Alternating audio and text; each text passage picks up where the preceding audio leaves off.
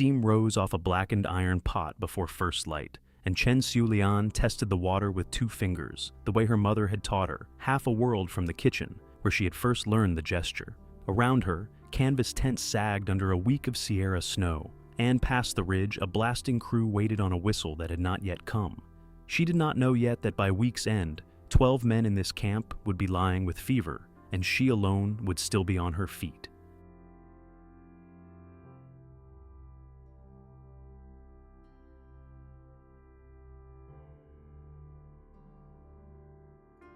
Camp records listed her only as the widow Fong, a line item beside the laundry tent and the cook fire, and in 14 months at Blue Ravine, no one had troubled to ask what her mother had called her.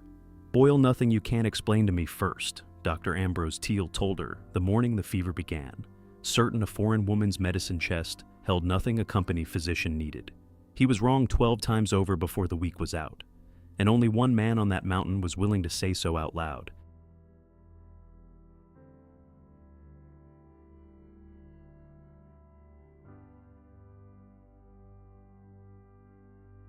Foreman Nathaniel Bracken had buried men on this grade before, men the company listed as delays rather than deaths, and he had sworn, after the last one, that he would not watch it happen again without doing something about it. What he did not expect was to find the answer kneeling over a sick boy's cot with a wooden chest of dried roots that had crossed an ocean, or to hear himself ask, for the first time since she had arrived, what her name actually was.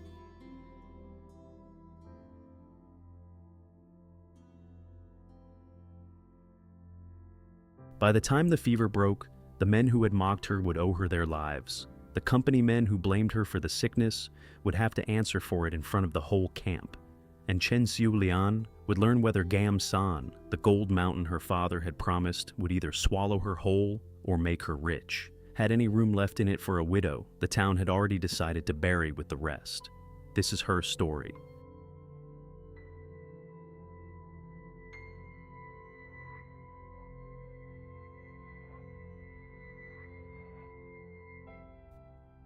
Steam curled off the black kettle in ribbons before the rest of Blue Ravine camp had stirred, and Chen Xiulian set 2 fingers against the rim the way her mother had taught her 20 years and 1 ocean away, testing for a heat that could not be trusted by sound alone. Snow had come early that year, burying the tent canvas until the whole camp looked like a field of white stones. And somewhere below the ridge, a powder crew was already stamping, feeling back into their boots before the whistle. She poured the water through a cloth twice, the second time slower than the first, and only then did she let herself remember, as she did most mornings, before the camp woke and needed her to be someone else, the contract that had brought her here. It had come to her father's door in Toishan, folded inside a red envelope, promising a husband already established on Gam San, a foreman's wages, a house with a stove of its own, and passage paid in full against a debt her father would never live to see repaid either way. The broker who carried it, a smooth man from the shipping company with soft hands and a Cantonese accent worn thin by years abroad, had shown her father a photograph of a young man in a clean collar, standing before what he swore was a company office in California. The man in the photograph was real. His name was Fong Wing Chung. Almost nothing else in the broker's telling of him was. Xiulian had crossed the Pacific in a hold that smelled of vinegar and fear, married a stranger she had met 3 days before the ceremony in a rented room in San Francisco, and traveled by wagon and mule track into mountains so much colder and steeper than anything the broker's photograph had shown, that she wondered, the first night she heard the wind through the canvas, whether the company man had ever once seen this camp himself. Wing Chung was not a foreman. He was a powder man, one of the crews who packed blasting charges into granite by lantern light for wages a third of what the contract had promised, and the house with its own stove existed only in the broker's ink. He had been kind to her, in his tired, apologetic way, in the 11 months they shared a tent before the mountain took him, and she had grieved him honestly. What she had not expected, standing now over a kettle that was the only inheritance from that marriage she still fully controlled, was that his death would change nothing at all about the debt written into the fine print beneath his signature, a debt she had since learned, from a company clerk who enjoyed explaining it to her twice, had never actually belonged to her husband in the first place.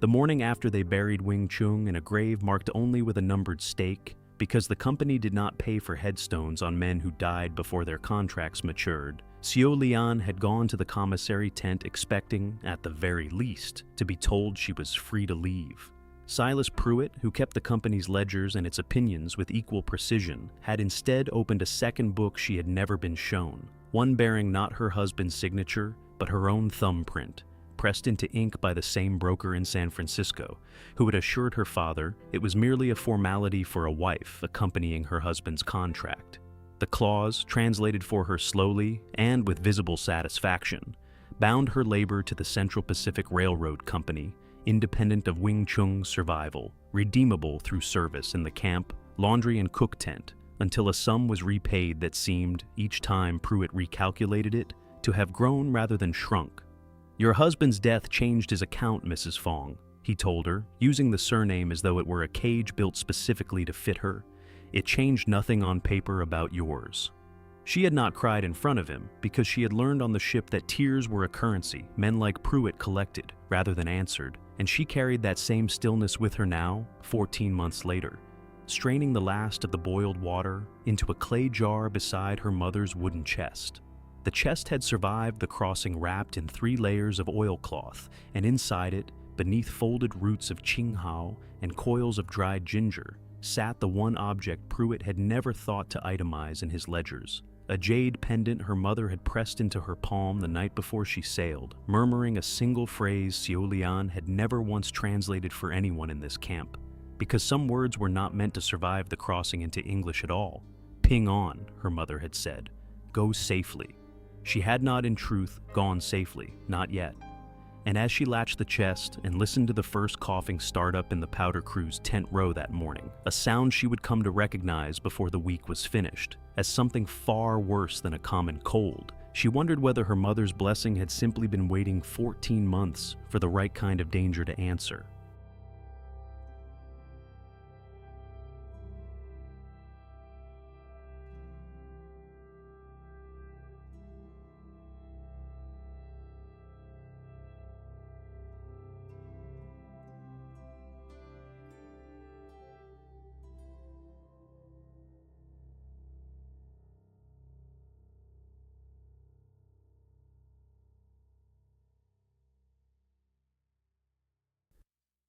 By her second week at Blue Ravine, Xiao Lian had learned that the fastest way to hear the truth of what men thought of her was to stand close enough to be ignored, because the camp had decided, without ever testing the theory, that a Chinese woman's English extended no further than yes and no and thank you. She had in fact read 400 characters by the age of 9 and recited from her father's medical primers before she could properly hold a hoe. But the men who ran Blue Ravine's cook tent and commissary preferred the simpler arithmetic that a quiet woman who kept her eyes down understood less than she did, and she had stopped correcting them within her first month, because the correction cost more than the insult.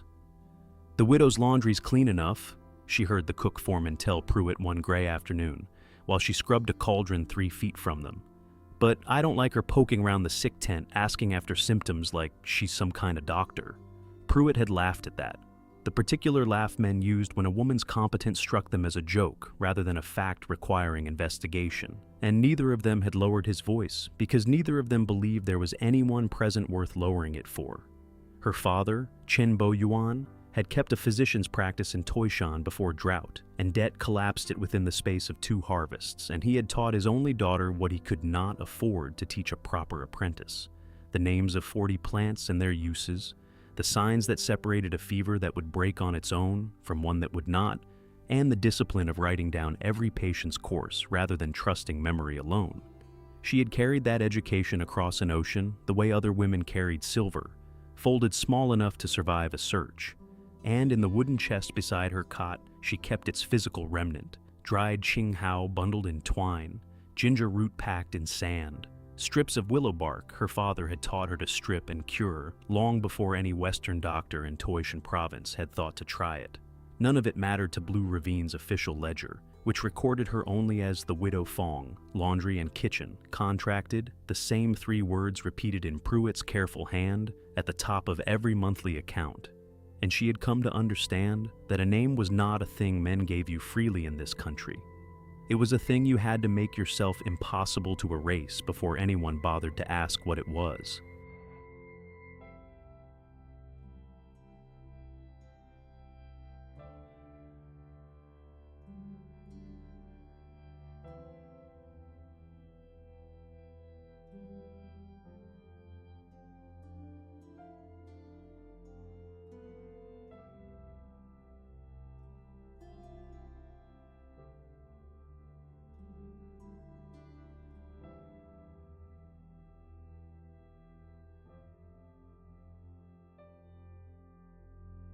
The first man to fall sick that winter was a powder monkey named Amos Kittredge, barely 19, who had shared a cook-fire circle with Wing Chung the winter before, and had once, in a rare unguarded moment, thanked Xiu Lian in halting Cantonese he had picked up from the tunnel crews for mending his only good coat. When he began vomiting behind the mess tent 2 mornings running and could not keep down so much as tea, Xiu Lian went to Dr. Ambrose Teal's tent herself, carrying nothing but her observations, and a question about where the cook tent drew its water that winter, since the usual spring had frozen solid a week before. Teal, a company physician trained at a proper Eastern college and proud of it in the particular way men are proud of credentials no one in a mining camp can verify,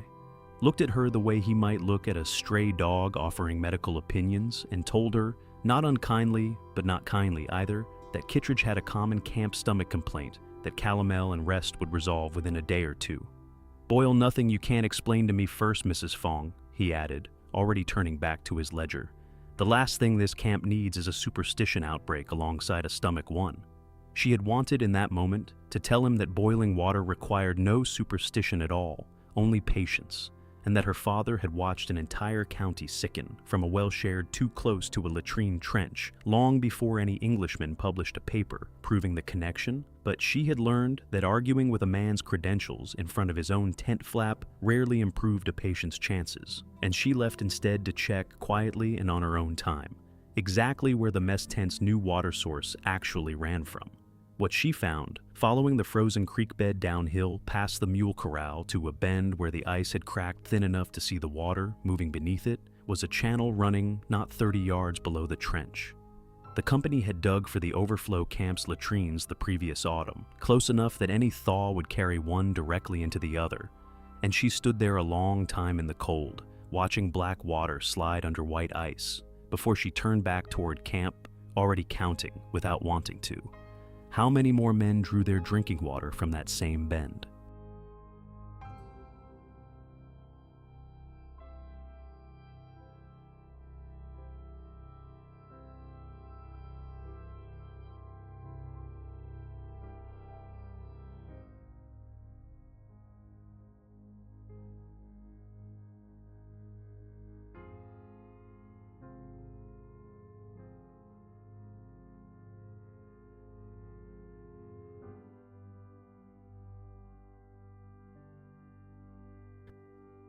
By the 4th day, Amos Kittredge had been joined in the sick tent by 6 other men, all drawn from crews that shared the same stretch of the mess line nearest the frozen bend, and all presenting the same cruel arithmetic Xiu Lian had begun keeping in a private ledger of her own, written in characters none of the camp clerks could read even if they had thought to look. Violent stomach distress, fever climbing through the night, a thirst the men could not satisfy no matter how much water the cook tent gave them to drink, which struck her watching one man take his 4th cup in an hour only to bring it back up within minutes, as precisely the wrong medicine for precisely the wrong reason. Dr. Teal's calomel, a mercury compound he dosed heavily and with genuine confidence, purged the men further rather than settling them, and by the 5th day, 2 of the 7 were too weak to sit upright without help, their gums beginning to show the dark line her father had once called the mark of a poison, working exactly as its maker intended, though the maker in this case believed himself to be curing rather than causing it. Xiu Lian went to Teal a 2nd time, not to argue his diagnosis this time, but to ask, as plainly as her English allowed, whether the camp's drinking water might be drawn from a source above the fresh grave sites and the winter latrine trench rather than below them, since her father had treated an outbreak in Toishan with symptoms identical to these, traced eventually to a shared irrigation channel that ran too close to a burial ground during the spring floods. Teal listened to perhaps half her sentence before waving it away with the particular impatience of a man who had already committed his professional reputation to a diagnosis, and did not intend to revisit it on the word of a laundress, however observant she claimed to be. "This is camp fever, Mrs. Fong, plain and simple, brought on by cold and poor constitution, not by water. Any man here has drunk safely for 2 winters running," he said, and turned back to preparing another dose of the same treatment that had already failed 6 times over, leaving Xiaolian standing at the tent flap with the particular helplessness of watching a wrong answer repeated with increasing confidence while the right one waited, unexamined in a frozen creek bend 30 yards from where the crews filled their cups every morning.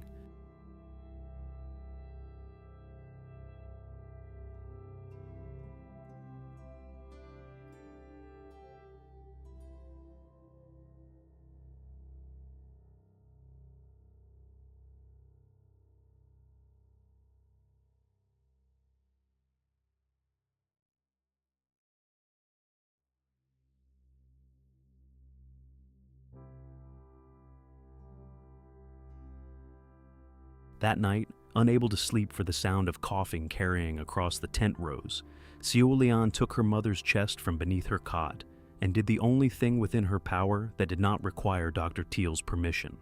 She began, without announcement, boiling every cup of water that passed through her own hands before it touched a mouth. She started with Tommy Doyle, the 11-year-old who hauled water for the cook tent from dawn until the light gave out, because she had watched him drink straight from his own bucket a dozen times a day out of thirst and habit, and because she had known, since her first month at Blue Ravine, that Tommy's father had died in the same powder blast that took Wing Chun, the 2 men buried within a week of each other under numbered stakes on the same bare slope. Neither of them had ever spoken of it directly, but Tommy had taken to sitting near her cook fire on cold evenings with the wordless persistence of a child who had worked out, faster than any adult in camp, that grief recognized itself without needing translation. She showed him, that first night, how to hold a cup steady while she poured boiled water into it and let it cool before he drank, and how to fill his hauling bucket only from a kettle rather than straight from the creek, miming the gesture twice until he nodded and copied it back to her with the grave seriousness of a boy accepting a duty far larger than fetching water. "Doilib duit," he told her once, haltingly, a scrap of his dead father's Irish he had kept the way she kept her mother's Cantonese, and she answered him, without quite planning to, in a phrase of her own that needed no translation between them at all. "Du ja," she said, "thank you," the 2 of them trading fragments of languages neither fully owned across a fire that was keeping, for the moment, only the 2 of them safe. She did not tell Teal what she was doing, and she did not yet dare hope it would matter beyond 1 boy and 1 bucket, but she found herself wondering, banking the fire low against the cold, how many of the fever's days still to come might have gone differently if anyone in this camp had thought, even once, to ask a widow what her mother had taught her.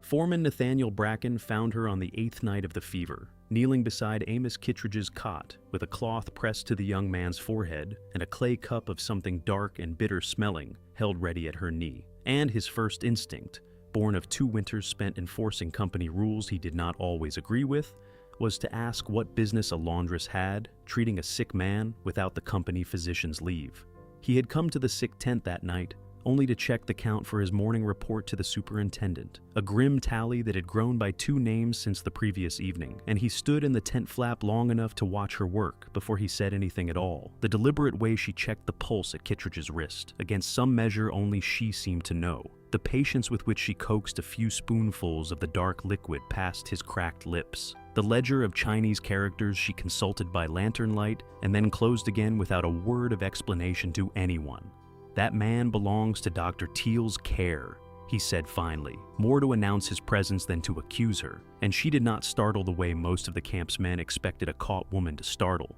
She simply finished what she was doing, set the cup down, and told him, in English steadier than he had credited her with, that Dr. Teal's care had not kept the fever from spreading in 8 days, and she did not intend to watch Amos Kittredge die of thirst, while the men in charge of him argued about whose care he belonged to. Bracken had buried enough men on this grade to recognize the particular exhaustion in her voice as something earned rather than performed, and instead of ordering her out, he found himself asking, for reasons he did not fully examine that night, what her actual name was, since the company ledger listed her only as the Widow Fong, and he had somehow never once heard anyone in 14 months use anything else. She looked at him a long moment before answering, the way a person looks at someone deciding whether a question is a trap or simply for once, a question. "Chen Xiu Lian," she said finally, giving him her father's name before her husband's, a detail Bracken did not understand the weight of yet, but filed away regardless. And when Silas Pruitt arrived minutes later, demanding to know why company property, meaning it emerged, her mother's wooden chest, which he had decided, without asking, constituted unregistered camp goods subject to inventory, was being kept in the sick tent rather than surrendered to the commissary, Bracken told him, in the flat, unhurried voice the crews had learned, meant an argument was already finished, that the chest stayed exactly where it was.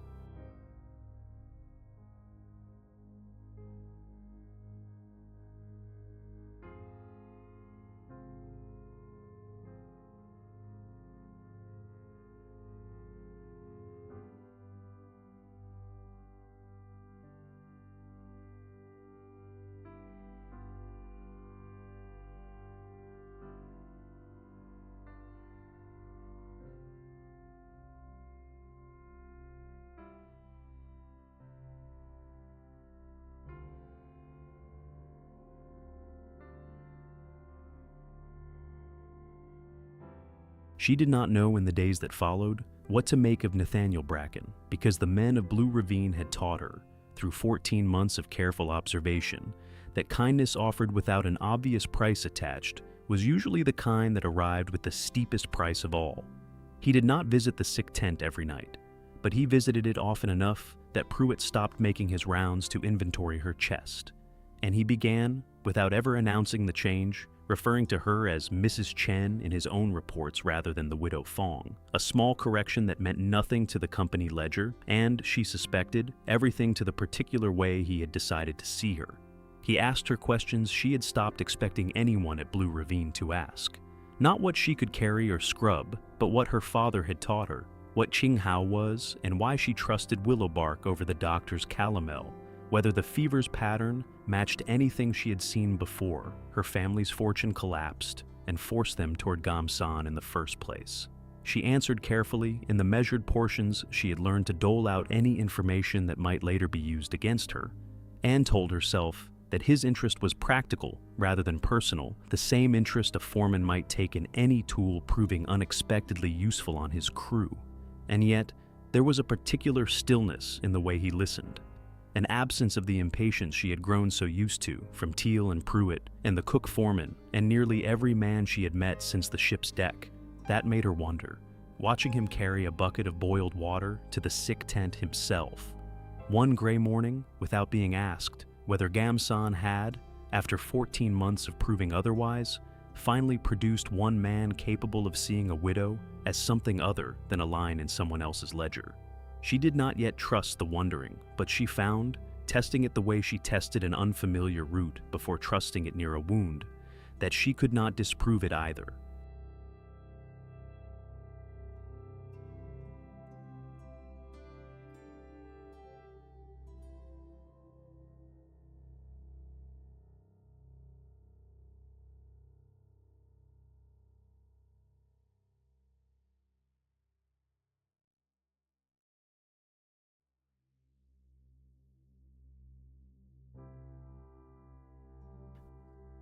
With Bracken's tacit protection and Tommy's tireless legs to carry water and messages between tents, Seolian built, over the following week, something closer to a system than a secret. Every man showing the fever's first signs was moved, at her insistence and increasingly at Bracken's order, to a separate row of tents apart from the healthy crews, his cup and blanket marked and kept from mixing with anyone else's. And every drop of water that reached the sick tent, whether for drinking or for washing, passed first through a boiling kettle. She kept going at all hours with wood Bracken arranged to have delivered without explanation to the company's fuel clerk. She dosed the worst of the fever's chills with willow bark steeped strong and bitter, the same treatment her father had used on patients a full generation before any Englishman's paper on the subject reached Toyshan. And for the men too weak to keep solid food down, she prepared a thin broth of rice water, salted carefully to a measure she judged by taste rather than any scale, remembering her father's insistence that a body losing fluid as fast as these men were losing, it needed salt returned to it nearly as urgently as water itself. None of it was miraculous, and she was careful, in her own private ledger, never to record it as though it were. 2 men in her care that week still worsened badly enough that she sat with them through the worst of the night, without any confidence they would see morning, and she did not pretend to Tommy or to herself that Qinghao and boiled water were anything more than the best tools she had, applied with more patience and cleaner water than the sick tent had previously known. But where Teal's patients, dosed with calomel and drinking straight from whatever bucket the cook tent filled that morning, continued declining in numbers that made his own ledger difficult to defend, the men under Seolian's care began, one cautious day at a time, to hold down broth, to sleep through a night without the shaking chills, to sit upright and ask, in voices still hoarse but genuinely curious, what exactly the widow had been feeding them and whether they might have more. She did not correct the ones who still called her the widow. She simply answered the question, refilled the cup, and moved on to the next cot, keeping her private ledger the way her father had taught her, patient by patient, symptom by symptom, no cure claimed until it had earned the name.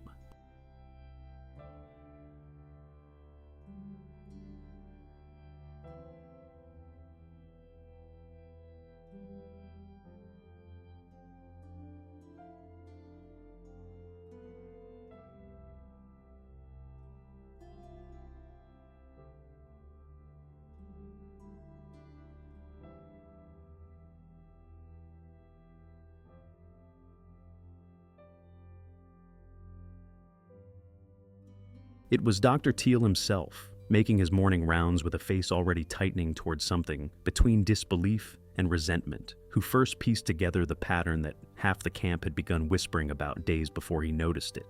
The men recovering fastest, sitting up and asking for solid food, were, without exception, the ones the widow had been quietly tending in the separate row of tents Bracken had authorized without filing the proper request through Teal's own office. He did not thank her. He went instead directly to Silas Pruitt's commissary tent and dictated, with the wounded precision of a man defending a diploma rather than a patient,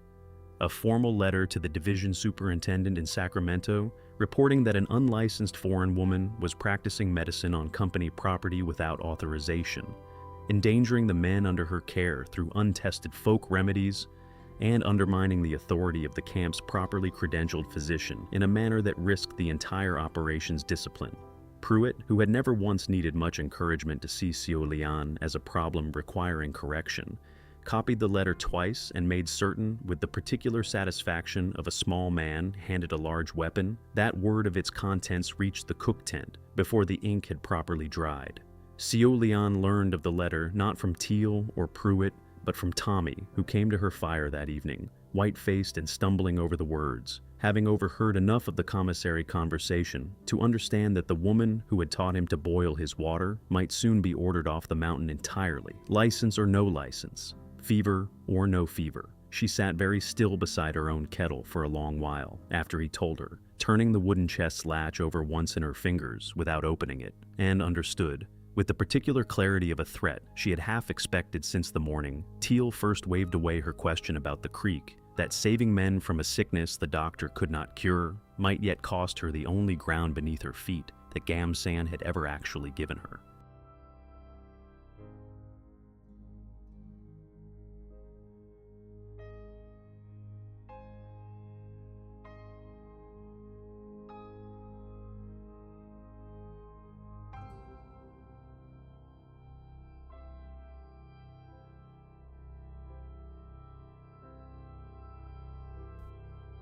By the following Thursday, the fever that had begun with Amos Kittredge's single bad night had claimed 12 men across Blue Ravine camp in the span of 7 days, a number the superintendent's weekly telegraph to Sacramento would later record without ceremony between a report on trestle timber shortages and a request for more blasting powder, though for the men living inside that number, it was the entire shape of the world. 2 of the 12 did not recover. A quiet Cornish miner named Ravine, who had held on for 6 days before his fever broke into something the body could not survive, and a young powder man, barely older than Tommy's own dead father, whom Sioulian sat beside through his final hours because no one else in camp had offered to, murmuring the same phrase over his failing breath that her mother had once murmured over her before the crossing: "Ping on, go safely," a blessing she had never expected to spend on a stranger from a county in England she could not have located on any map her father owned. The other 10 survived, each of them passing through her care at some point during that terrible week, whether Teal's ledger acknowledged the fact or not.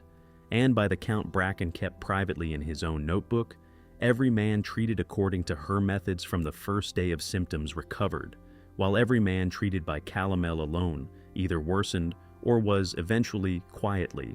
moved to her tents once his own crew ran out of patience with Teal's results. Sioulian herself did not sicken, not once through the entire week, and she understood exactly why, even as the camp around her began to whisper theories ranging from immunity to witchcraft. She had been boiling her own water since the day she watched Black Creek water slide beneath cracked ice, and she had made certain, however she managed it, that Tommy's bucket and her own cup never once touched the source that was killing everyone else. She slept during those 7 days in fragments stolen between rounds of the sick tents, waking always to Bracken's low voice at the flap, asking what she needed before she had finished forming the thought herself. Wood for the kettle. Another kettle entirely, someone strong enough to hold a thrashing man still while she got broth past his teeth. On the 7th night, with Trevithick's grave still fresh on the slope above camp, and 10 other men finally sleeping without fever for the first time in days,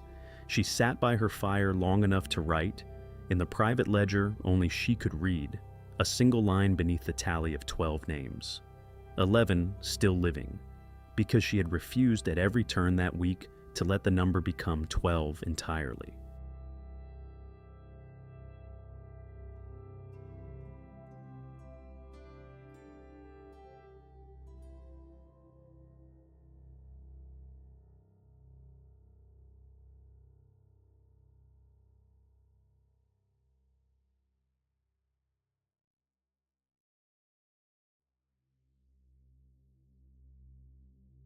Bracken found her at Trevithick's grave the morning after the numbered stake went into the ground, standing in snow that had not yet melted enough to show the dirt beneath it, and he did not say anything for a long while, because he had learned, watching her work through the worst week Blue Ravine had seen in 2 winters, that she did not need the sympathy other men offered so readily and meant so rarely.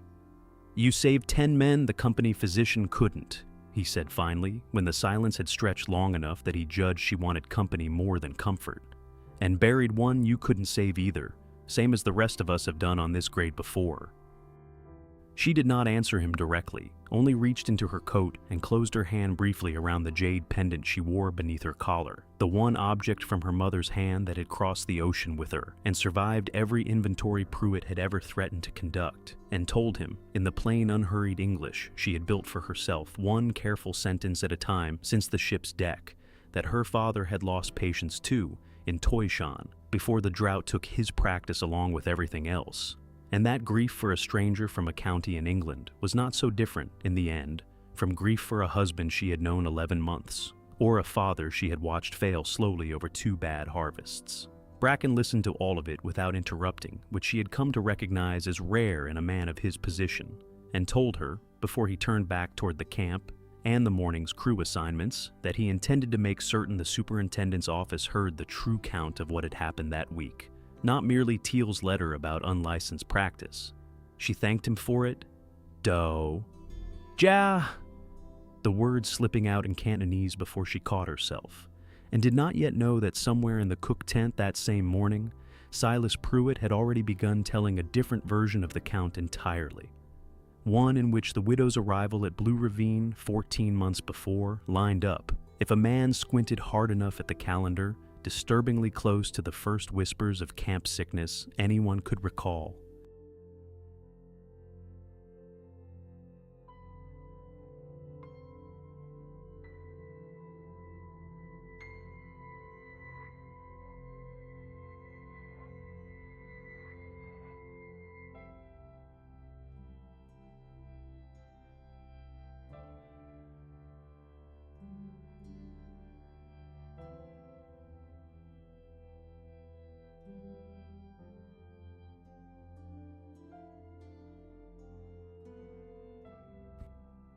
The rumor did not arrive all at once. It arrived the way camp rumors always arrived at Blue Ravine, in fragments traded over cook fires and mended into a shape no single man could be blamed for inventing, until, by the second week after Trevithick's burial, half the camp had convinced itself that the fever had not come from the creek at all, but had somehow ridden in with the Chinese laundress 14 months before, waiting, as such things supposedly waited, for the right season to strike. Pruitt fed the theory carefully, never quite stating it outright where Bracken might hold him accountable for the words, but mentioning often enough in the commissary line that the widow had, after all, arrived the same season the camp's water troubles had first begun, and that a company physician trained back east had said plainly there was no medical reason healthy men should have sickened the way they had, unless something unnatural was at work. Teal, still smarting from a superintendent's office that had begun asking pointed questions about his calomel dosages rather than her boiled water,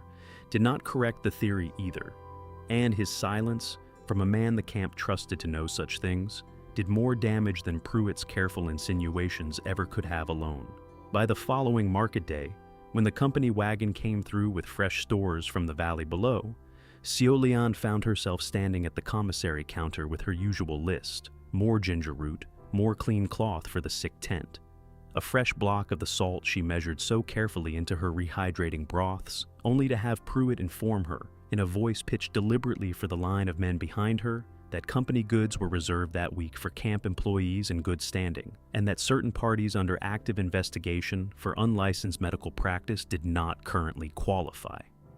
She stood at the counter a long moment, aware of every face behind her that had only days before thanked her personally for a life saved, now studying the toes of their own boots rather than meet her eyes, and understood, with a coldness that had nothing to do with the mountain air, that the same silence which had once let a horse trader sell her contract without objection was gathering itself again, this time not around an auction counter, but around a supply line she genuinely needed to keep the fever's survivors alive through the rest of the winter.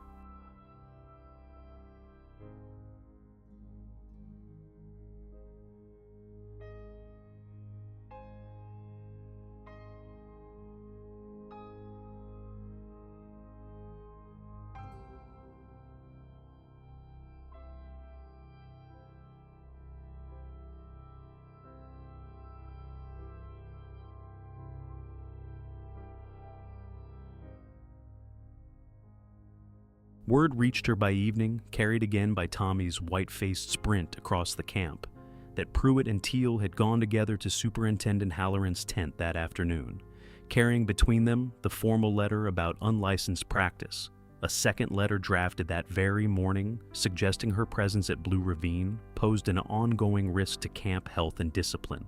and a request, phrased with careful company politeness, that she be removed from the payroll and sent down to the valley on the next supply wagon before the situation, as Pruitt reportedly put it, grew any more difficult to manage. Halloran, a division superintendent who visited Blue Ravine perhaps once a month and knew the camp mostly through the reports men like Teal and Pruitt chose to send him, had apparently agreed to convene the matter formally that Saturday evening in front of whatever portion of the camp cared to attend, rather than simply signing the order from the comfort of his own tent. A small mercy Tommy relayed, with the breathless relief of a boy who did not yet understand that a public hearing could just as easily end in public humiliation as private dismissal. Seolian listened to all of it, standing very still beside her kettle, the same kettle that had boiled water for 11 survivors and one dying man over the worst week Blue Ravine had ever known, and felt, for the first time since the morning her contract had first changed hands 14 months before, the particular vertigo of watching a debt she had never truly consented to come due all over again, this time payable not in labor, but in her right to remain anywhere at all. She did not know that night, banking her fire low and turning her mother's jade pendant slowly between two fingers, the way she did whenever the fear grew too large to sit with quietly. Whether Nathaniel Bracken's word would carry more weight with Halloran than a company physician's diploma and a company clerk's careful insinuations, or whether this mountain, having taken her husband and very nearly taken Tommy and 10 other men besides, was finally about to take the one thing she had built here with her own 2 hands as well.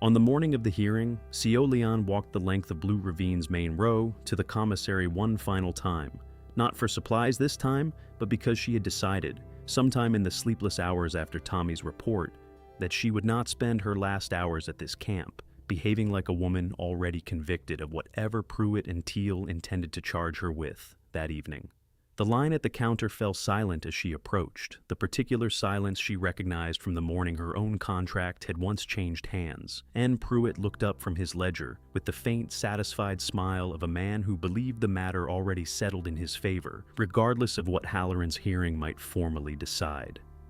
"Nothing's changed since market day, Mrs. Fong," he said, using the surname again like a small blade. "Company goods for company employees in good standing. And your standing's rather the whole question tonight, isn't it?"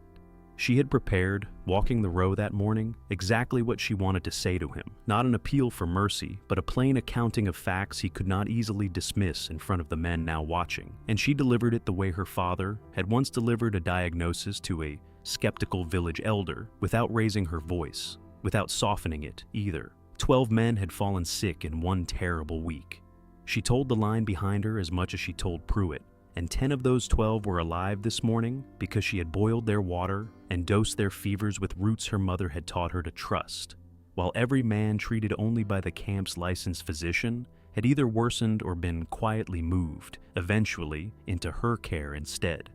She did not have to point at any one man to prove it.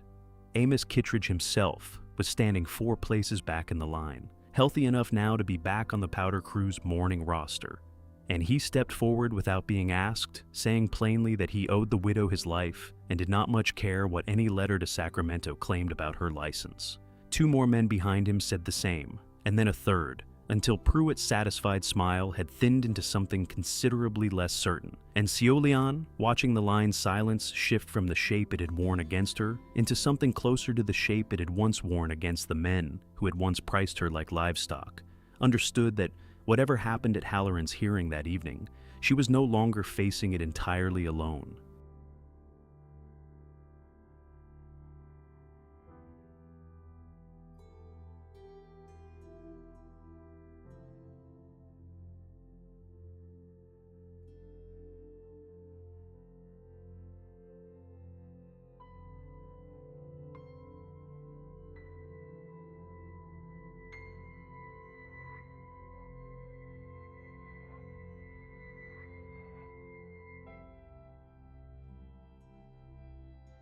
By the time Superintendent Halloran's wagon rolled into Blue Ravine that evening, lantern lights strung between the mess tent poles for a gathering that had drawn nearly the entire camp, rather than the small formal hearing Pruitt had apparently expected. Dr. Teal had rehearsed his statement enough times that it emerged smooth and confident. A careful accounting of unlicensed remedies administered without his authorization. Untested routes given to weakened men in dosages no medical text could verify. And a camp discipline undermined by allowing a foreign laundress to countermand a company physician's instructions in front of the very crews he was meant to command. He did not mention Trevithick's grave by name, though everyone present understood the implicit comparison hanging over his words, one death under her care, set against however many he preferred not to count under his own. Halloran, a heavyset man who looked more tired by the mountain cold than by the substance of the dispute, listened to the whole statement with his hands folded and his face giving away nothing, and when Teal finished, he turned to the gathered camp and asked in the flat procedural tone of a man who had convened 100 such hearings over lesser matters, whether anyone present wished to speak to the facts of the case before he rendered a decision. Sioulian stood near the back of the crowd beside Tommy, who had not left her side since the previous evening's report, and felt the particular stillness of a courtroom she had never asked to stand in, aware that whatever Bracken had promised her at Trevithick's grave was about to be tested in front of every man at Blue Ravine who had ever called her the widow rather than her own name, and aware too that a superintendent who visited once a month, with a company physician's diploma weighing heavily on one side of his judgment, might find a foreman's word alone insufficient to outweigh it. She did not know, standing there with her mother's pendant cold against her collarbone and Tommy's small hand finding hers in the crowd's shifting dark, whether this mountain intended, after everything, to give this particular reckoning back to her or take it away entirely.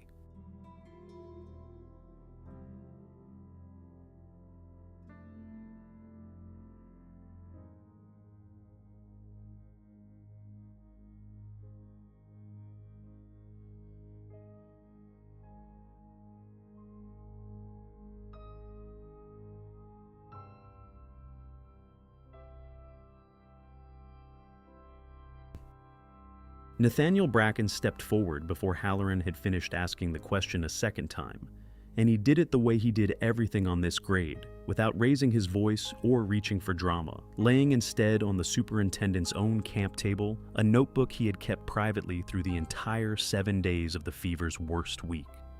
12 names, the date each man had sickened, the treatment each had received, and beside each name, a final column recording whether that man was standing in this crowd tonight or buried on the slope above camp.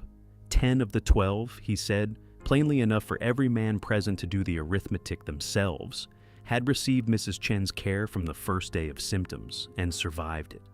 The 2 who had not survived, Trevithick and the young powder man before him, had each spent their first days under Dr. Teal's treatment before being moved, too late in both cases, to hers instead. He did not accuse Teal outright of causing the deaths, because he did not need to. He simply let the notebook's plain columns say what he had watched with his own eyes across 7 sleepless nights, and asked Halloran directly whether a company more concerned with results than with credentials might not consider those results worth weighing against a formal complaint about licensing.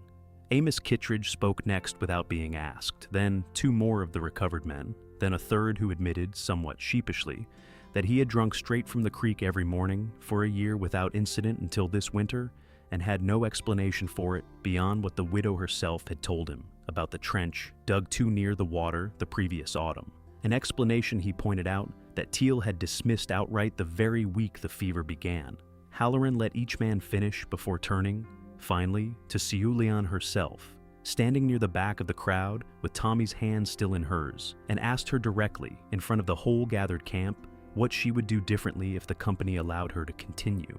She answered him the way her father had taught her to answer any elder questioning a diagnosis, plainly and without apology. Move the latrine trenches further from the drinking water before the spring thaw carried the sickness back tenfold.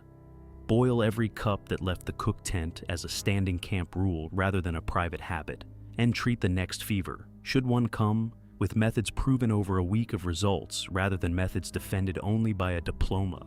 Bracken, watching her speak without a single tremor in her voice, despite every eye in camp fixed on her, understood in that moment that whatever the superintendent decided, he had already made his own choice plain enough for the whole camp to see, and he did not intend to take a single word of it back.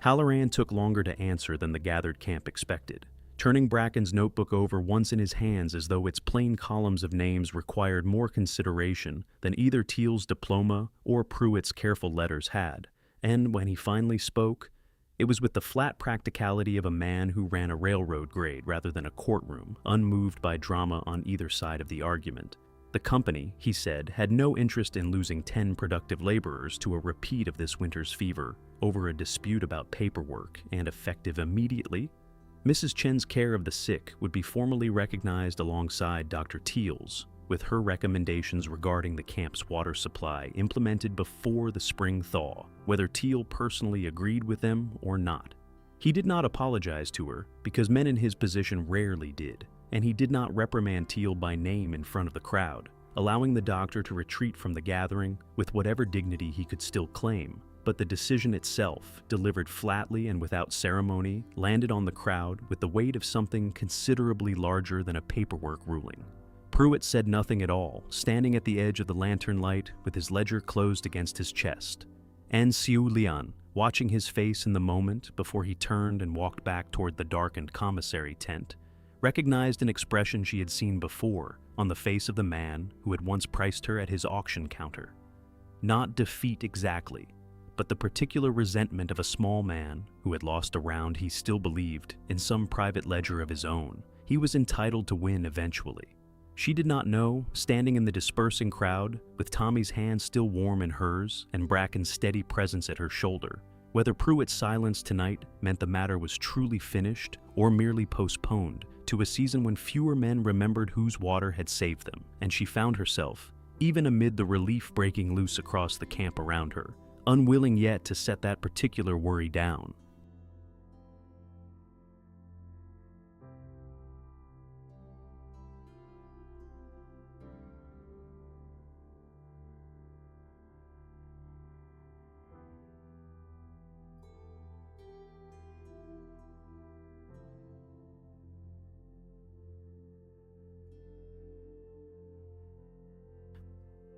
Spring came late to Blue Ravine that year, the way it always did above the snowline, but when it finally arrived, it arrived all at once, the frozen bend in the creek breaking apart in a single loud week of cracking ice, the latrine trenches relocated exactly as Halloran had ordered, well upstream of any water the cook tent would ever draw again, and the sick tent that had held 12 fevered men through the worst week of the winter standing empty at last, its canvas rolled and stored rather than pitched. Men who had once called her only the widow, in the flat, careless way one names a fixture rather than a person, had taken by then to bringing their own cups to her fire each morning without being asked, waiting their turn beside Tommy's for water. She boiled as a standing camp habit now, rather than a private defiance, and she found, watching the line form each dawn with a patience that would have been unthinkable 4 months earlier, that a name earned slowly through a hard season settled differently than one simply given. Bracken had taken, in the weeks since the hearing, to practicing the handful of Cantonese phrases Tommy had picked up, faster than he had, stumbling through Doje and Gam San, with a Foreman's stubborn persistence rather than any natural ear for the tones. And though he mangled most of them badly enough to make her laugh outright, an occurrence rare enough that Tommy took to keeping count, he never once mangled her actual name, using Siu Lian in front of the whole camp, with the same plain confidence he had once used to tell Pruitt her mother's chest was staying exactly where it was. She had begun, in turn, to notice things about him she had spent the winter too exhausted to notice. The way he still visited Trevithick's grave every few weeks without announcing it to anyone. The careful respect with which he handled her mother's chest whenever he carried it between tents.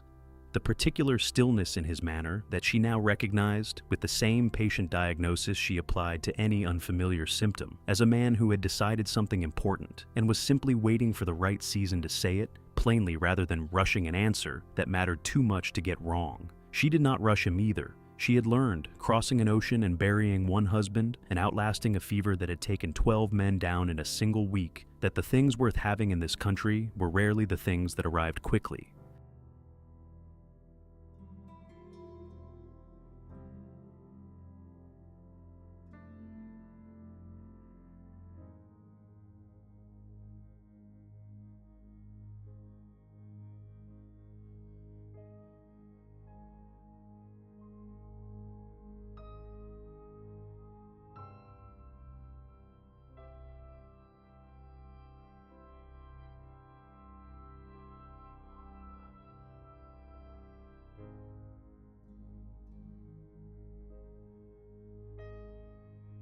On the first true warm evening of the season, with the creek running loud and clean past a camp that had rebuilt itself, quietly and unevenly, around the fact that a widow's medicine chest had saved more lives that winter than the company physician's entire dispensary, Sioulian sat by her fire and opened the wooden chest her mother had packed for her the night before the crossing, laying out, one at a time, the roots and bark and folded papers that had crossed an ocean and a mountain range to end up exactly here. Bracken found her there as the light went gold over the ridge, and instead of asking what she needed the way he had all winter, he simply sat down across the small fire from her, the way he had that first night in the sick tent, and asked her, in careful halting Cantonese that made Tommy grin from where he pretended not to be listening nearby, what her mother had actually said to her the night before she sailed. The phrase Sioulian had never once translated for anyone at Blue Ravine in 14 months. She told him this time, watching his face as she said it in English for the first time out loud,